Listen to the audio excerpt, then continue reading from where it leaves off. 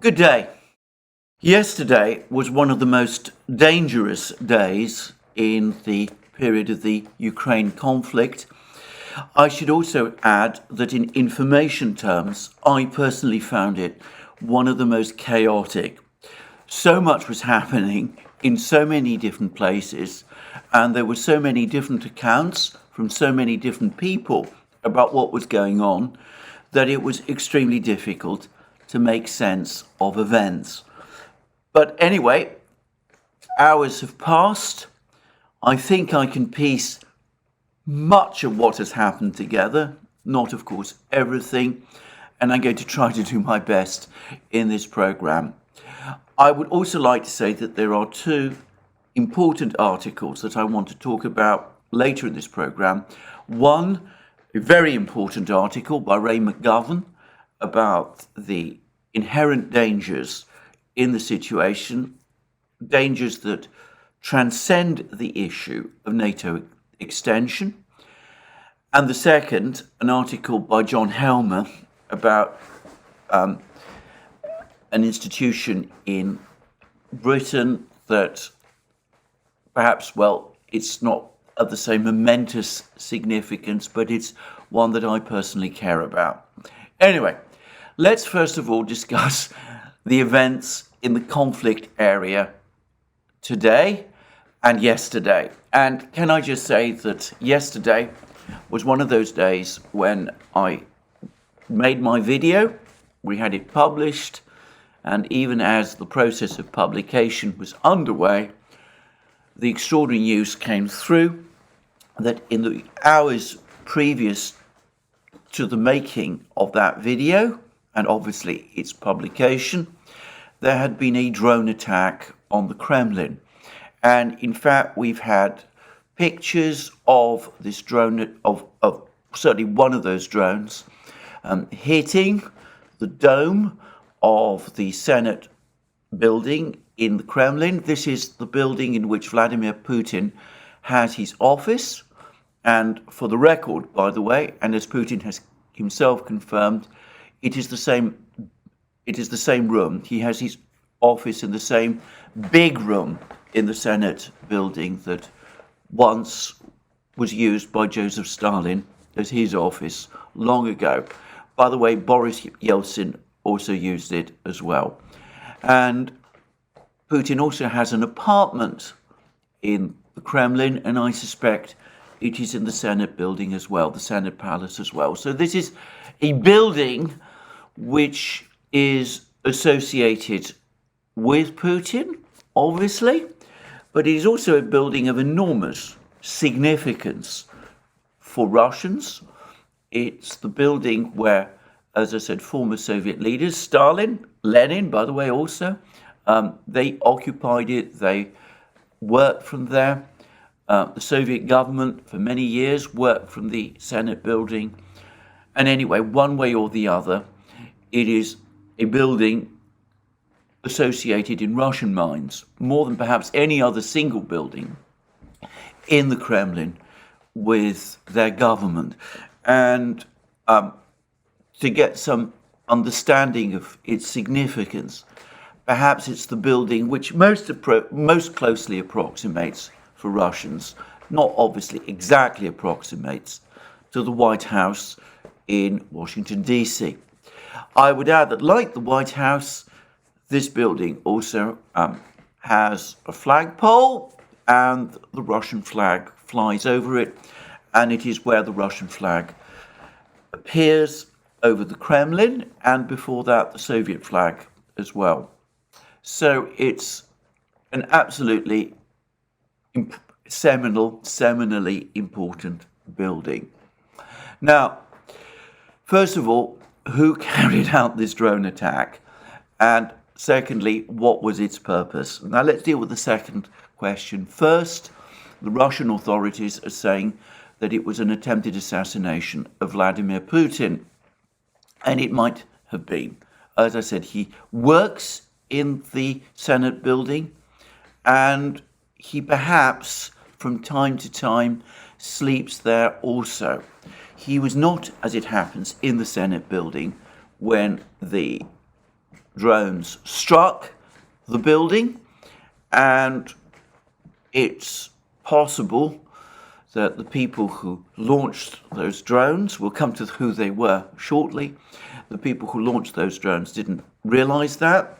Putin actually conducts his work from various buildings in and around Moscow. Much of his work he carries out from his residence, which is more than just a residence actually. It's a big governmental plus residence complex in a place called Novo-Ogaryovo on the outskirts of Moscow. It's sort of countryside. That's, by the way, also very characteristic of Russian leaders. They often work away from the Kremlin. But anyway, Putin much of the time is there. But as it happens, when this particular attack on the Kremlin took place, he was away. I believe, and I understand that he was actually in St. Petersburg. Now, the people who carried out the attack might not have known this. As far as I'm aware, Putin's itinerary is not always easy to get in advance. And sometimes one has clues about where he might be, but it's difficult to locate him at any particular point in time. And Novo-Ogaryovo, as I said, is probably a difficult target because it's a large, sprawling complex and one that's easily secured and guarded, whereas the Kremlin itself, precisely because it is located in the center of Moscow, is not actually as easy to guard, at least from the air, as Novo-Ogaryovo might be. You can't install surface-to-air missiles and anti-aircraft guns and things like that too obviously around the Kremlin. It might not be something that people in Moscow would welcome if they saw it, and it might convey the wrong impression. And anyway, you wouldn't want to do that, so it seems to me, at the very center of Russia's capital. And by the way, for those who don't know, the Kremlin is located dead center in Moscow. So, they might not know that. They might not know Putin's itinerary. If these drones were launched from afar, and they were relatively small drones, probably of originally Chinese manufacture, bought commercially and adapted, and apparently they do have very quiet, economical engines and can operate over very long distances, though it would take them several days, conceivably, to reach Moscow if they were launched from their furthest range. Anyway, the people who might have launched these drones against Moscow might have launched them without actually maintaining constant contact with them. They might have been sent on a pre-programmed course to make detection and jamming of these drones more difficult.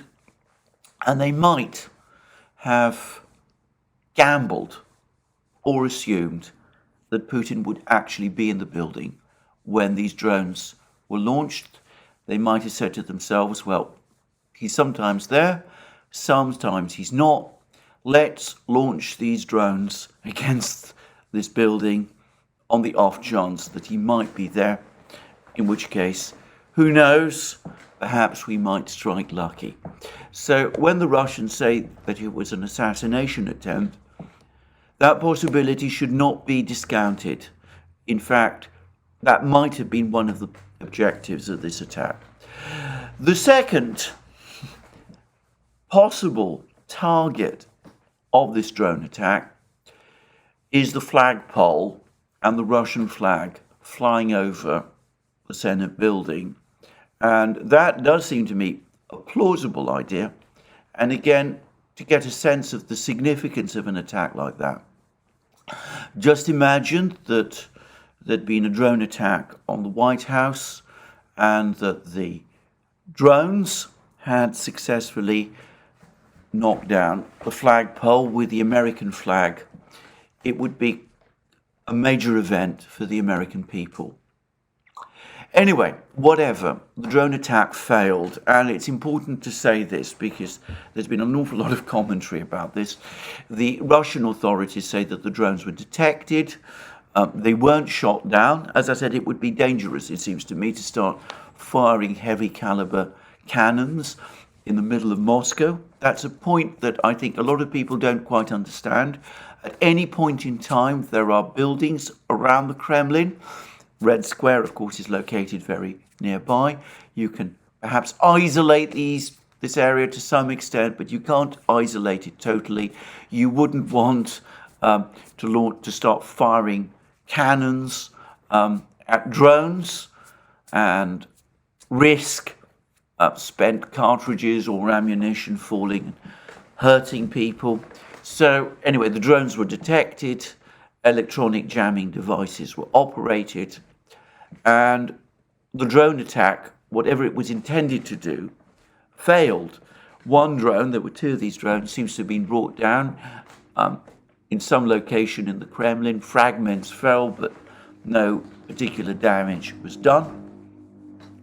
The other drone was brought down on the roof of the Senate building. It fell on the dome of the Senate building. It didn't reach the flagpole, which might very well, as I said, have been the intended target. And there was a minor explosion and a brief fire, but photographs have shown that the damage to the dome of this building is superficial. I mean, it can be probably repaired very quickly. So this was not a successful attack, and I think this is an important point to make. Now, many people say, how did these drones get through? We're talking about small commercial drones. There are hundreds of drones flying over Moscow and other parts of Russia on any particular day. Tracking every single drone cannot be an easy task, to put it mildly. We're not talking about these larger Strij jet-powered drones, nothing like that. This is a difficult target to identify and to bring down.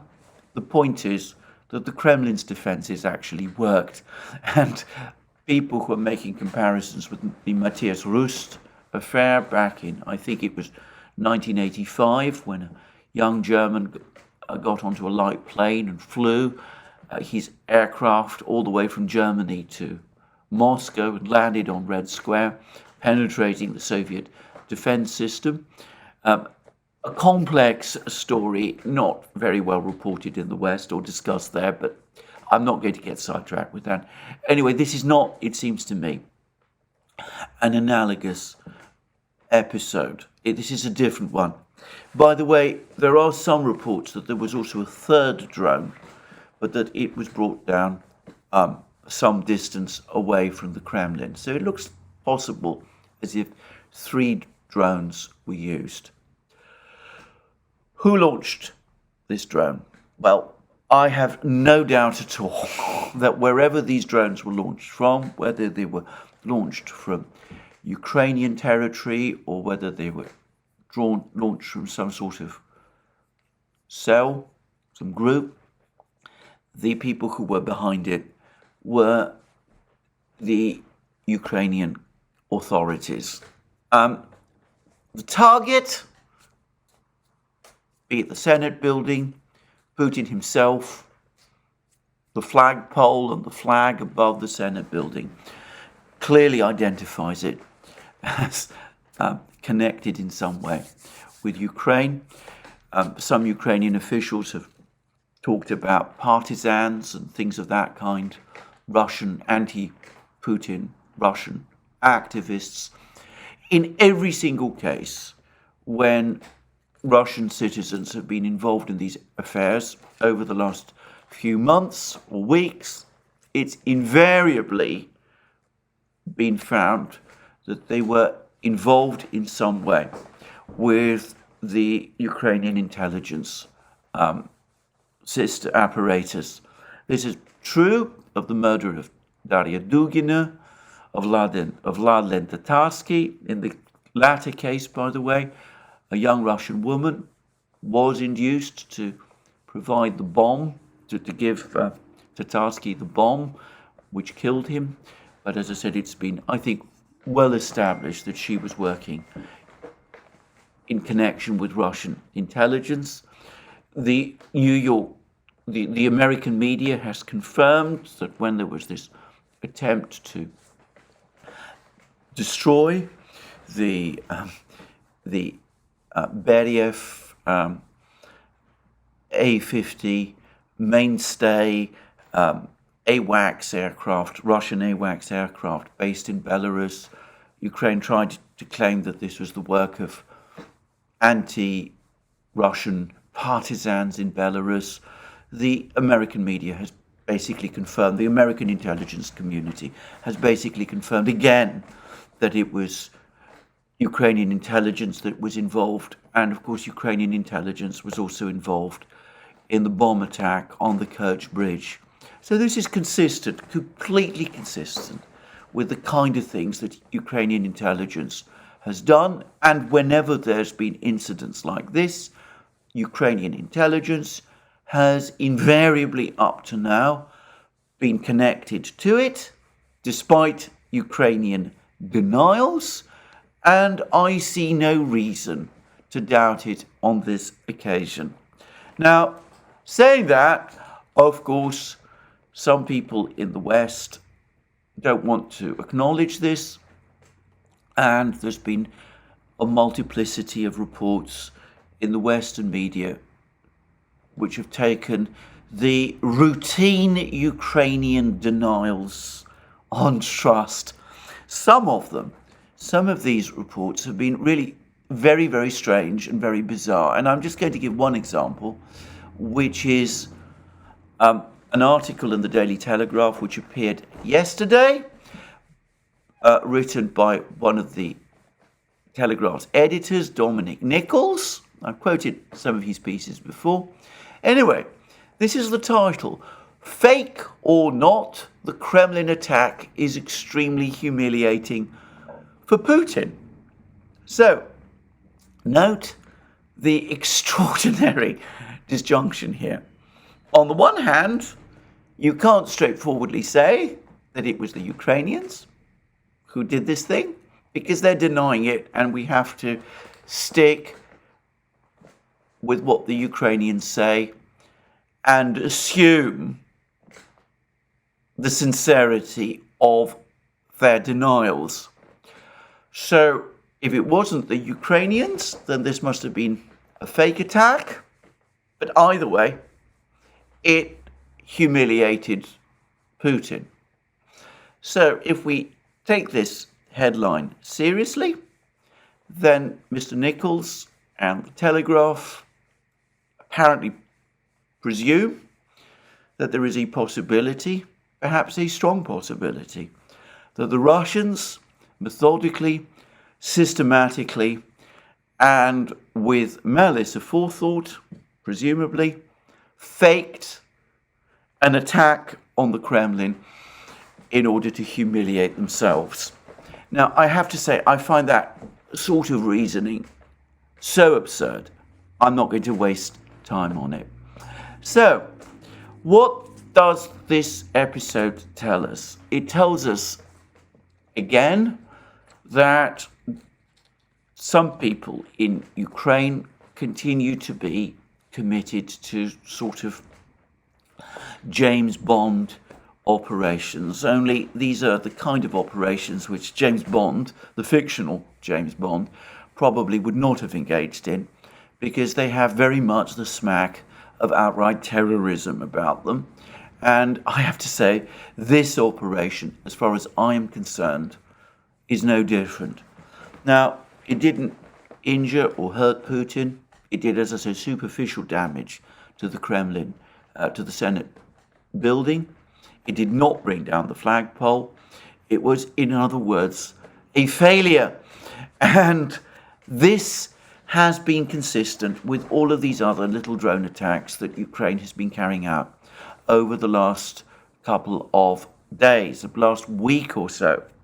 Even as Russia has been pummeling Ukraine with massive drone attacks. There was a very big Uranium 2 drone attack on Odessa yesterday, for example. There's been drone and missile strikes all over Ukraine continuously, all the time, over the last few days, destroying Ukrainian positions, buildings, assembly points. We'll come to all of that shortly. Even as all of that has been going on, Ukraine has been trying to respond with these little pinprick attacks across Russia. So we've had 2 train derailments, which have no military significance. We've had attacks on 2 large oil depots, one in the Taman Peninsula. I discussed that yesterday. There was another one that also has taken place. It too was quickly contained. These are pinprick attacks. They have no significance. They're not having any material effect on the course of the war. But if only for optics, you need to attack a big visible target. So you attack the Kremlin. And perhaps you hope that Putin will be there and your drones will somehow get through and he might be injured or killed. And or perhaps you also hope that if you can't achieve that, you might at least knock the Russian flag down. But in military terms, these attacks are trivial. Now, what about their psychological effect? I'm going to say straight away that I think people are overestimating it. There are some Russians who are indeed extremely angry about this. They've been talking about the terroristic nature of this operation.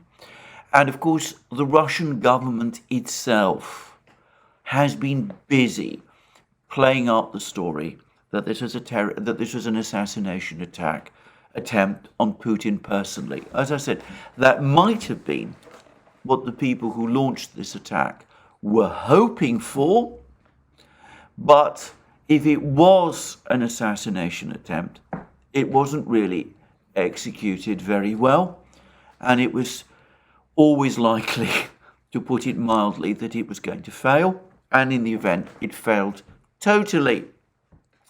But, and this is a point people don't perhaps quite get at the moment, it suits the Russian authorities to play this up and to play up this entire incident, because there is no doubt at all that on the part of some officials in the United States, this has been an extremely embarrassing affair. From a US point of view, the assassination by Ukraine of the president of Russia would have been a catastrophe. It would have caused the war to spiral completely out of control in a most dangerous way. And of course, assassinations of foreign leaders is something that the United States regularly says that it opposes. Now, I say that the United States is not absolutely honest about this.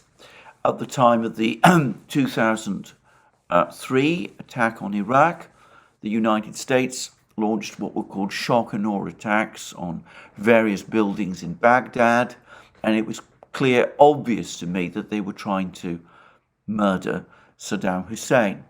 And during the 2011 Libyan conflict, the United States, and not just the United States, the air forces of Britain and France were also quite obviously hunting Gaddafi. They were attacking all kinds of buildings where he was assumed to be located in a clear attempt to kill him. On one occasion, one of Gaddafi's children was killed as a result of one of those raids, something which has never been much talked about in the West, but clearly, to my mind, it was obvious that that was what was going on.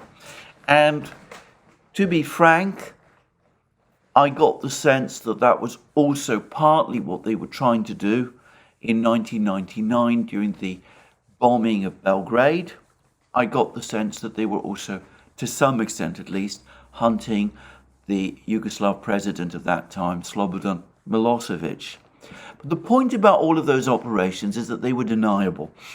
You could deny with a certain measure of, well, plausibility that if Milosevic or Saddam Hussein or Gaddafi had indeed been killed over the course of these bombing raids, that was chance, that, they weren't specifically being targeted. Whereas if these drone attacks had successfully killed or injured Putin, it would not have been deniable. If you attack the Senate building where Putin, as I said, has his office and probably has an apartment, then you must know in advance that he's a potential target. So, from the United States' point of view, this is a very embarrassing incident. If it had succeeded, the United States would have had to explain and justify its support for a government, the one in Ukraine, a regime, if you prefer, which does this sort of thing, which sets out to assassinate foreign leaders. And given that the United States routinely likes to pose as the great adversary of terrorism, that might have been a difficult thing for the United States to try to explain away. They're going to find it very difficult to explain this one away too.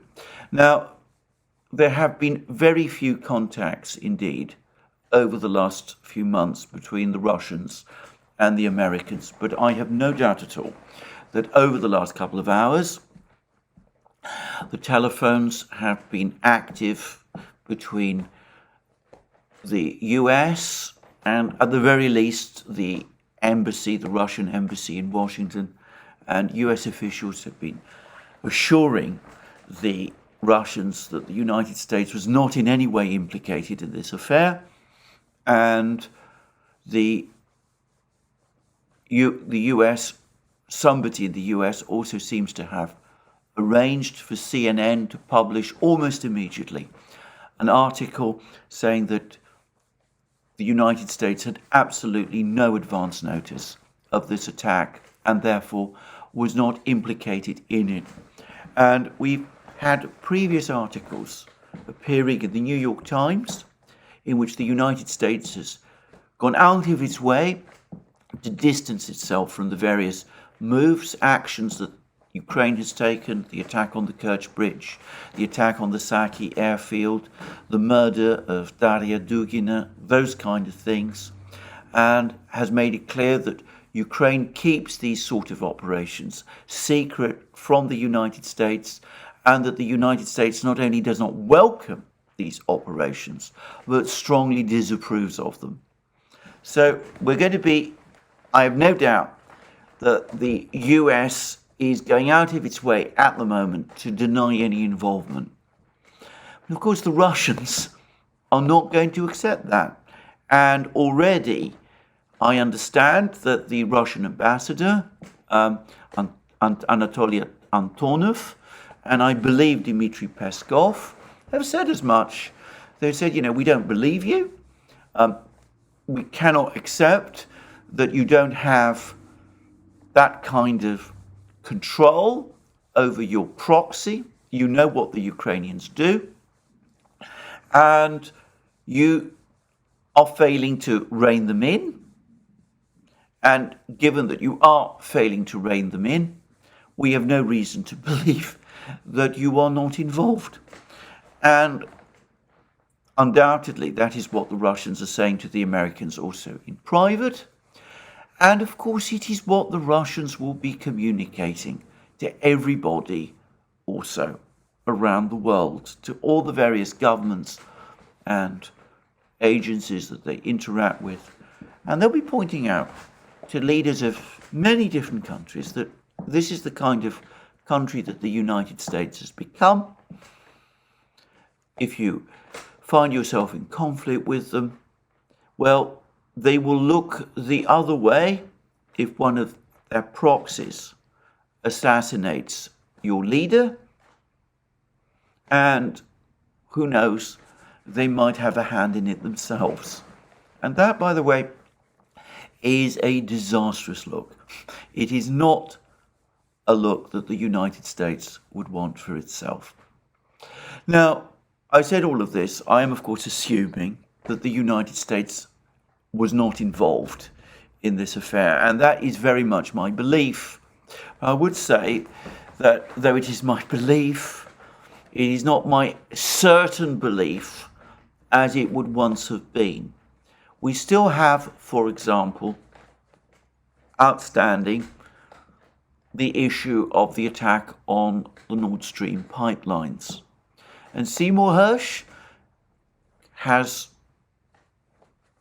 stood by his story that that attack was ordered by the White House, by the president himself, that there have been denials from the US government, but the only alternative story that's been circulated has been that very unconvincing one of the 6 guys and a boat and of a pro-Ukrainian group that was involved. If the United States is prepared to carry out that kind of attack on the Nord Stream pipelines, then I have to say that though I think that an attack on a world leader of a nuclear power, like President Putin, is still just beyond the range of that, it would be crossing of another big red line. I can't be absolutely certain that some of the people in the United States might not have been at least aware of what was happening and perhaps given the green light for it. I don't personally believe that, and I think if something like that did happen, I think that there would be many, many people indeed within the national security bureaucracy in the United States who would be absolutely furious if they found out about it and extremely concerned. And as I said, on balance, in fact, more so than just on balance, overall, I don't believe that it is the case. Having said that, finding out exactly what goes on between Washington and Kiev, what kind of ideas and thoughts are passed on, is something that only an impartial investigation would ever establish. And to be frank, I don't expect this to happen, either of this incident or of any other.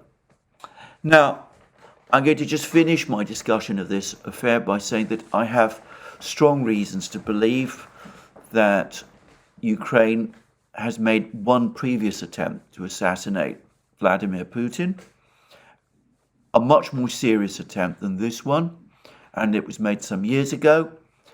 I can't confirm that, and I'm not going to discuss that further, and I've not allowed it to form my views of this affair. The second is that a further reason, to my mind, to think that Ukraine was involved, in fact, I would say even the clinching reason, is that President Zelensky of Ukraine, who generally avoids travel outside Ukraine, found the occasion, somewhat unexpectedly, to travel to Finland on the very day when these 2 drones struck. And it's not at all clear why he went to Finland, and we're now told that he's still traveling somewhere in Europe and is at an undisclosed location. I have to say, to me, it looks as if he's placing himself out of a location where he might conceivably be the target of a Russian retaliatory strike. And I suspect that that's all that is all about. And to my mind, if that is indeed the case, and that's I have to say how it looks to me, then that suggests to me that Zelensky, at the very least, had foreknowledge of this particular operation. Now, there's a lot of discussion about what the Russians are going to do. Peskov, Putin's spokesman, has said that Putin is completely calm and has taken this whole affair in his stride. And he does come across to me as that kind of a man, by the way. I think that the Russians will not let themselves be swept into taking action that might play against their interests. There will be, I suspect, some form of retaliation, but I doubt that it will be of a kind that will take the appearance of missile strikes on Ukrainian buildings in Kiev itself, for example. I don't think the Russians will want to use this incident in that way. As I said, from their point of view, this incident is actually a gift. Whatever effect it has on public opinion in Russia, and I doubt it will have that much. In fact, on balance, I think it will probably strengthen determination in Russia to see this war through.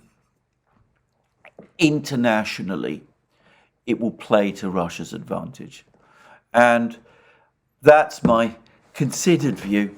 So yes, probably there will be retaliation in time. We might not know what it is, but if someone like, for example, Kirill Budanov, the head of Ukrainian military intelligence, one day meets with an unfortunate accident, I'm not saying that will happen, and I'm absolutely not saying that I want to see it happen. But if one day it does happen, I, for one, will not be surprised.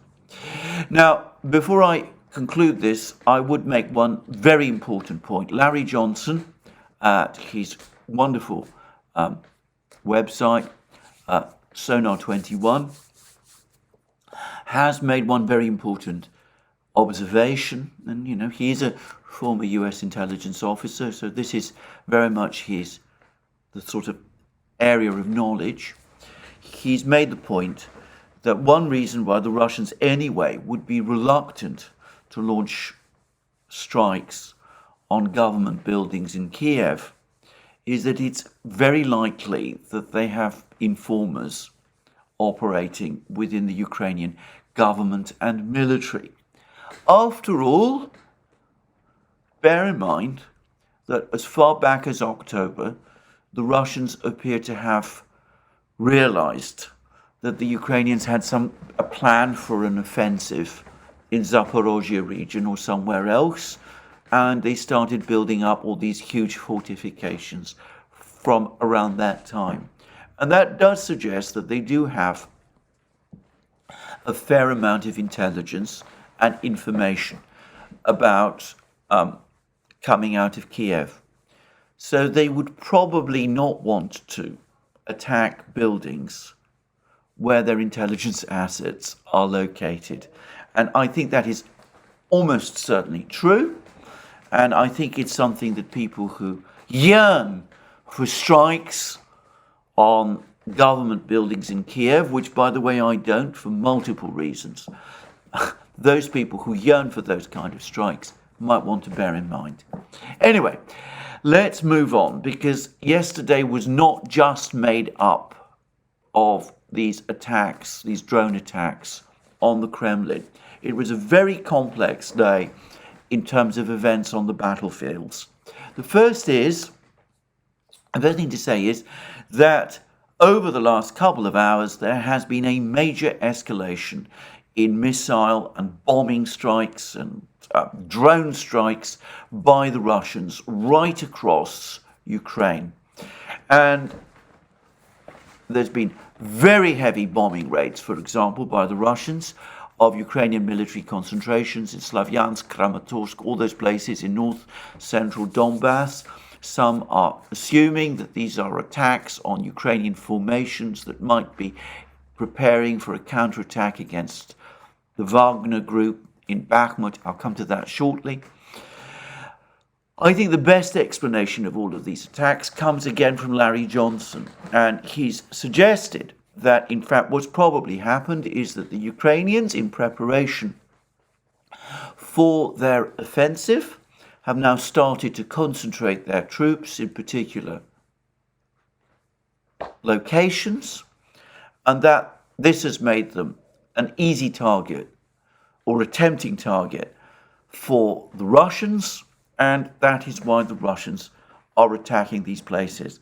And it's difficult to keep up with the reports about what damage and buildings and troop concentrations have been attacked.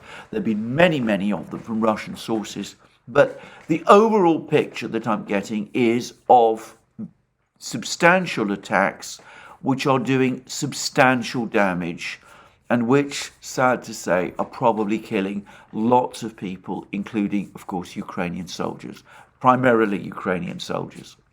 And perhaps in conjunction with these attacks, which, as I said, are taking place all over Ukraine, the Russians have also released information about the fact that another bomb in their series of FAB bombs, the FAB 250, has also been adapted to become a precision-guided glide bomb, and the 250 kilo bombs are now also being deployed to the Russian Air Force in significant numbers. So over the last few weeks, we've seen Russian aircraft using guided 500 kilo glide bombs, and on a number of occasions, guided 1,500 kilo glide bombs. They're also now going to start using, and apparently are already using, large numbers or increasing numbers of guided 250 kilo glide bombs. Now, the point about these 250 kilo glide bombs is that they're obviously smaller, but that means that an aircraft like, say, the Sukhoi 34 can carry many more of them. Then it can carry 500 kilo bombs and obviously 1,500 kilo bombs. And because they are lighter, they glide over further distances. So a aircraft like the Sukhoi 34 that launches a precision-guided glide bomb against a target can do so apparently 80 kilometers from the target, which is further than the 40 kilometers that is the case with a 500 kilo glide bomb. And that puts the aircraft out of reach of Ukrainian air defenses. Perhaps the S-300s could have been used to shoot down these aircraft once upon a time, but Ukraine has largely run out of those, and if it forward deploys its S-300 systems to the battlefronts, as we have seen, those S-300s become themselves immediate targets for attack by Lancet drones and other artillery and missile systems, and indeed bombs by the Russians. And Ukraine has already lost some of its few remaining S-300 assets in that kind of way. And of course, the Patriot system, which Ukraine wouldn't want to deploy, only has a range of 80 kilometers apparently at its furthest reach. So it'd be probably very difficult to use the Patriot to shoot down a Russian fighter bomber operating 80 kilometers away with a Patriot. Anyway, so the Russians, they have improved and enhanced their bombing capabilities, and they seem to be using those substantially. And as I said, it's perhaps not a coincidence that even as they're carrying out these bombing raids across Ukraine, they are publicizing the fact that they also now have 250 kilo guided glide bombs in their arsenal. And again, it is probably not a coincidence that the Russian Defense Ministry has also claimed for the first time that Russian air defenses have been able to intercept and shoot down a US JDAM glide bomb. Now, the United States has confirmed, the Ukrainians have confirmed, that Ukraine lacks the ability to shoot down Russian precision-guided glide bombs. The air defense systems that Ukraine has, its Soviet-era air defense missiles, and also the newer systems supplied by the West, lack the capability to shoot down Russian glide bombs. By contrast, the Russians have just claimed that they can shoot down the JDAM glide bombs that the Ukrainians, to a much lesser extent, are also trying to use. And of course, the Russians not only have a much more effective air defense system, but as the American media has already admitted, their jamming technology is such that the JDAM bombs are proving less effective than the US expected, as is true, by the way, also the HIMARS systems, because the Russians are having increasing success in jamming the GPS signals that guide them.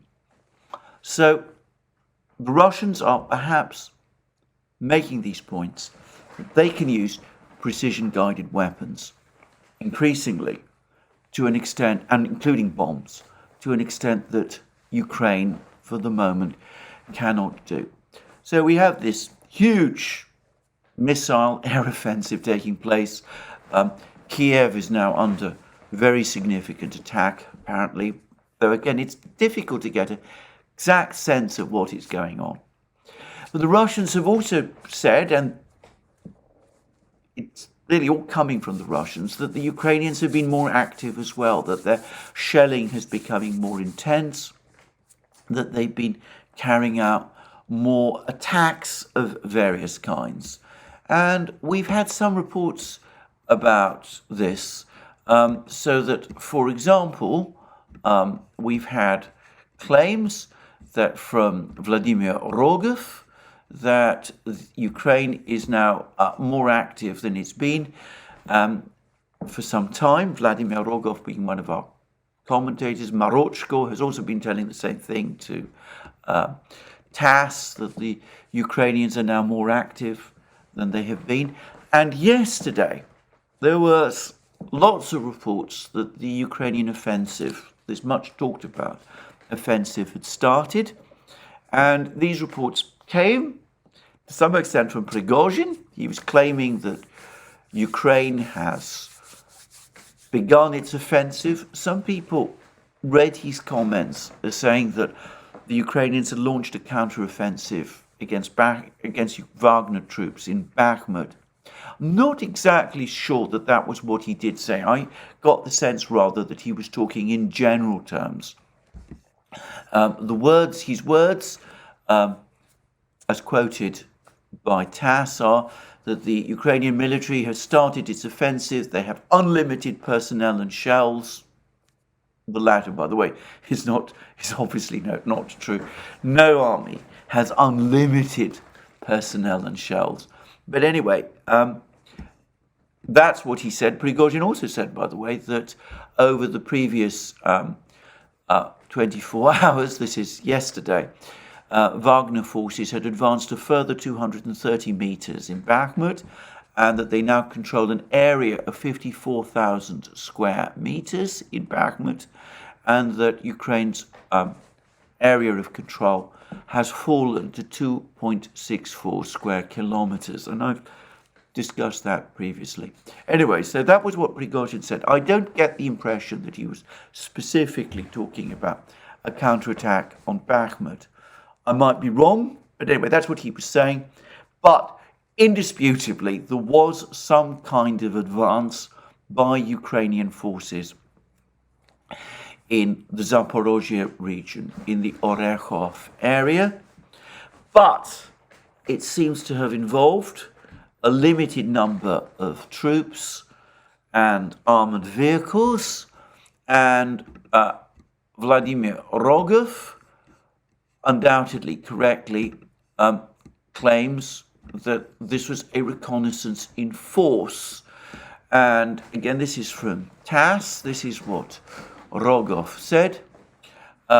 He said that Ukrainian forces attempted to conduct reconnaissance in force in the Orekhov area in the Zaporozhye region on Wednesday evening. The hostilities in this line along the contact line, in this area along the contact line, are over. The Ukrainian units have retreated to lick their wounds. It was a reconnaissance in force, but we have to understand that any reconnaissance in force can evolve into a breakthrough and then into a full-scale offensive. This is a thin line here, depending on how successful and lucky the probe of the defense is. And he said that the Ukrainian forces have lost about 30 men, 1 tank, and 2 armored personnel carriers during this episode. And that gives us, I think, some idea of the number of forces involved. And he's also spoken about the fact that Ukraine has tens of thousands of troops in the Zaporozhye area. He says there are now several tens of thousands of Ukrainian fighters on the line of contact in the Zaporozhye area. Unfortunately, they have enough forces to carry out an offensive. They have deployed a sufficient numbers of fighters who can act in the Zaporozhye area. But as I said, this particular attack was clearly just a reconnaissance in force. Now, I say that this was not obvious initially from some of the reports. The early reports about this particular probe did give something like an impression that this was in fact the Ukrainian offensive kicking off, but clearly that wasn't the case. In fact, if one drills through, it's fairly clear that it is in fact the Russians who have been on the attack, who were on the attack over the previous day. Now, notice that Prigozhin said that the Wagner forces advanced by 230 meters in Bakhmut, and that does seem to be correct, and that the area of control by Ukraine is in Bakhmut, and I discussed the nature of that area of control. It's basically a small number of rather large buildings, that's shrunk further. And there's also been reports of some kind of fighting taking place in the Lugansk region, northern Lugansk region, in a place called Belogorovka. Now, there were some claims, which seem to come from Ukrainian sources, that a group of Russian troops, about 100 of them, had become surrounded in that area. And this has now been denied by the Russians. A Russian commander, Apti Alaudinov, he's actually I should make it clear, an ethnic Chechen, and he is commander of the Akhmat Special Forces Unit and deputy commander of Russia's Second Army Corps. In other words, he is in fact a Chechen officer commanding a special forces unit made up of Chechen volunteers and the Second Army Corps, to my understanding, is basically the Lugansk militia. So this special forces unit is attached to the Lugansk militia. He said this: we have drawn in certain Ukrainian forces and material, and we are steadily engaged in annihilating them. This is in Belogorovka. What they are saying about having surrounded a group of 100 people from among the Russian troops is simply not true. There are fighters from the Akhmat Special Forces and the Second Army Corps over there who have been making consistent progress. We are actually on the territory of Belogorovka now. And Alaudinov also went on to say that his forces have successfully captured, or rather have broken into, an area of a sort of chalk factory, as far as I can understand, and that they continue to make progress in that area of this particular chalk factory in Belogorovka. In other words, that the Russians are advancing there. So in the middle of all the confusion and talk about potential Ukrainian offensives, be it in Bakhmut or in Lugansk region or in Zaporozhye, what we've actually got is an Ukrainian reconnaissance enforce type operation in Zaporozhye, which was thrown back, apparently with the Ukrainians suffering some losses. Continuing Russian advances in Bakhmut, Russian advances in this area of Belogorovka, in the northern Lugansk, southern Kharkiv, Svatovo, Kremenaya region. And there's also been some reports that after throwing back this reconnaissance unit of the Ukrainians in the Orekhov area, the Russians themselves advanced there. So this is a confusing day, difficult to make a great deal of sense of. But one does get the sense, nonetheless, that the two militaries are starting to position themselves in advance of this Ukrainian offensive. And all the indications continue to be that when it comes, this offensive will be focused still very much in the Zaporozhye area, with the ultimate intention, I suppose, of trying to cut the Russian land bridge. So anyway, that's the situation on the battlefields. As I said, it seems as if the Ukrainians have taken a hammering from all these Russian strikes. The Russians still seem to be recording advances in Bakhmut and other places, but a confusing picture overall. Now, let's now go to those two articles that I wanted to discuss. The first is by Ray McGovern, and it's, in my opinion, an extremely important article, and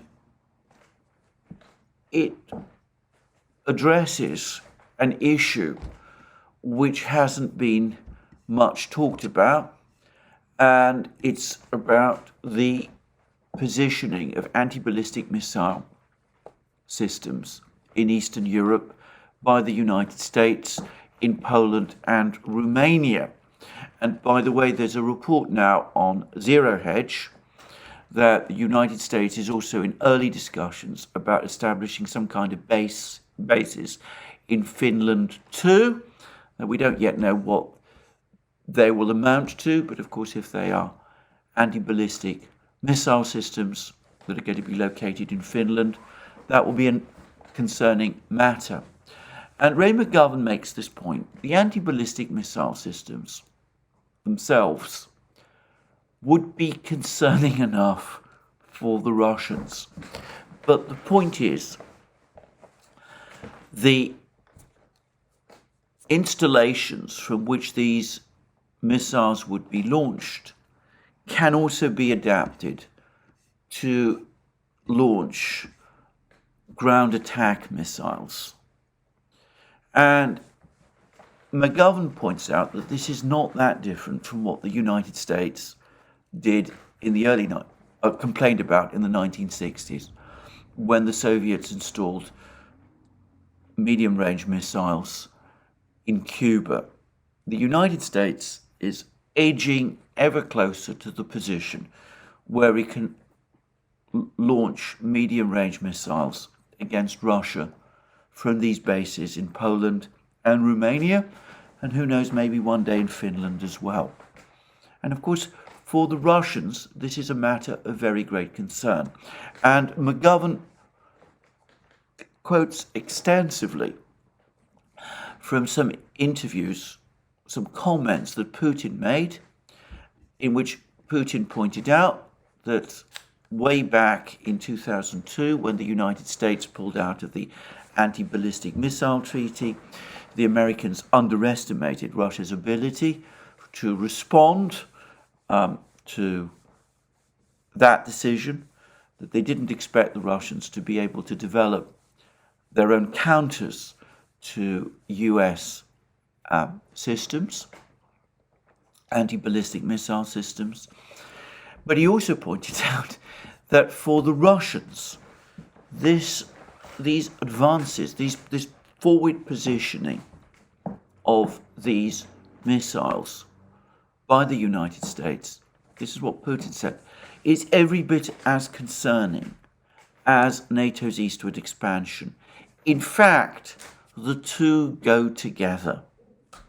If you expand NATO, that gives you more territory in which you can establish these kind of bases. And for the Russians, that is a matter of enormous concern. And by the way, it ought to be a matter of concern for the people of Poland and Romania, and potentially Finland too, because obviously now they are prime targets, because in the event that there was a potential conflict, a period of very high international tension, one in which the Russians felt that there was a real possibility of a preemptive strike against them, they might easily respond by launching a preemptive strike against these bases before missiles were launched from those bases towards them. And this increases the dangers to an extreme degree, and it is disastrous, potentially catastrophic, that this issue isn't being given the attention that it is. And I would invite people to read Ray McGovern's article, because, as I said, he quotes very extensively from all the things that Putin has said about this. And it is very alarming indeed that Putin's comments on this issue have not been more widely circulated in the West. In fact, one of the most concerning things about these comments that Putin is making is that Putin himself actually told the Western journalists that he was speaking to that while he's trying to convey Russian concerns about these systems to these journalists, he does so in the knowledge that the journalists will not pass them on to the Western public. And about that, of course, he is absolutely right.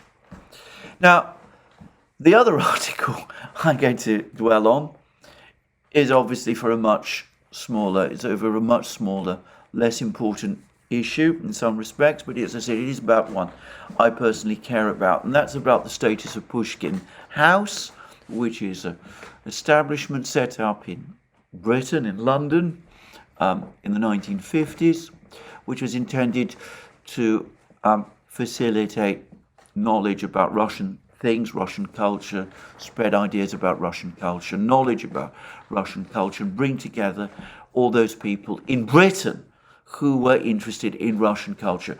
There is a widespread belief, which I constantly encounter, by the way, that Pushkin House is somehow connected either to the Russian government or previously to the Soviet government, that it was a Soviet or Russian government foundation. And that is not the case, and to my knowledge, never has been. But anyway, it did actually at one time serve a good and worthwhile purpose. It doesn't do that any longer. Not only has Pushkin House converted from being a place where people who were interested in Russian culture and history and language and wanted to learn Russian could come, now it's become again very much a center for, shall we say, I will say propaganda or, critical of the Russian government. It takes an extreme pro-Ukrainian position. It seems to be primarily focused on running the same kind of campaign as the rest of the Western media does. And Helmer points out that not only is this arguably inconsistent with its charitable status, not that I suspect many people in Britain care about that very much anymore, but the result is that funding from its former sources is drying up, and the result is that the British government has stepped in and is now essentially, or appears to be, funding Pushkin House. At least that's what Helmer says. Now, I don't claim to have checked out its accounts, but Helmer is pretty reliable on these sort of things. And it is very sad to me that one of those institutions, one of those few institutions which existed in Britain, which acted as a bridge of understanding between Britain and Russia, has been apparently appropriated in this way, apparently by those who don't want any kind of understanding, even of a cultural nature. Anyway, that's what I wanted to say on that topic. Obviously, McGovern's article is the more important one. It touches on a much more serious issue, but Helmer's does touch on a matter that is personally close to me. Lastly, I'm going to say this. It's now increasingly clear, or so it seems to me, that we are in the early stages of a financial crisis of some kind in the West. A couple of days ago, First Republic Bank went down, taken over by JP Morgan. The Federal Reserve Board has again raised interest rates. And then, as night follows day, we hear news that another American bank, one I admit I've never heard of, one based in California, is also in trouble. I read an interesting article by Ambrose Evans Pritchard in the Telegraph. Interesting economics commentator that he is. He's sometimes very right on some things, and more often he is very wrong about most things. But sometimes, as I said, he is very right. He said that something like half the banks are underwater and potentially in trouble. If he's right about that, then we are potentially in a very severe financial crisis. Indeed, I was reading somewhere, by the way, I think it might have been the Financial Times, that all of these problems in the banking system are allegedly concentrated in the United States, and there hasn't yet been any spillover in Europe. I find that comment baffling, given the recent collapse of Credit Suisse. But anyway, it does look as if things in the banking and financial system in the West are getting gradually worse. Now, again, I'm not going to pretend that I have all the information about this. There'll be many people who will assure us that they do, but I'm not one of those people. I don't know how bad this situation is, but it does look as if it's getting worse with every single week.